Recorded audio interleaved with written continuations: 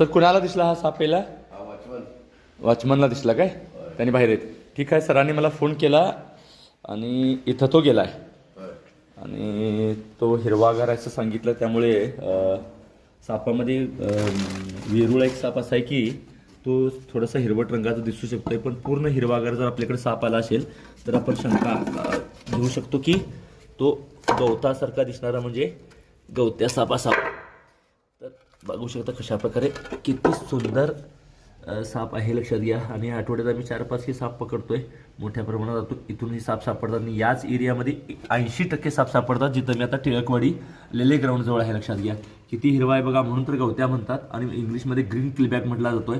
सर्वात शांत सापामध्ये साप आहे, लक्षात घ्या. थोडीशी काळी किनार इथं दिसते आणि याच्यापेक्षा लहान असताना हे काळे पिवळे आणि हिरव्या धाग्याने तो वेढलेला असतोय. मग जसा मोठा होईल तसा तो पूर्ण हिरवागार व्हायला लागतो, म्हणजे पिल्लू वेगळं दिसायला लागतंय. आम्ही एखाद्या वेळेला पिल्लूचा व्हिडिओ तुम्ही आमच्या ह्याच्यामध्ये बघू शकता. आता मात्र हिरवागार दिसतोय, बेडूक खातोय, निशाच्या रात्रीची फिरतोय.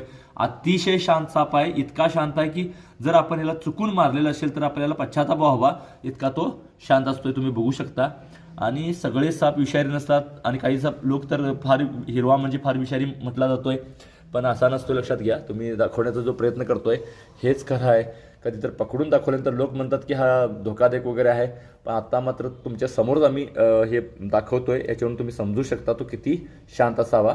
गवत्या ग्रीन क्लिबॅक म्हटला जातोय. टिळकवाडी परिसरात, चन्नमनगर परिसरात हा मोठ्या प्रमाणात साप आढळतो बेळगावमध्ये.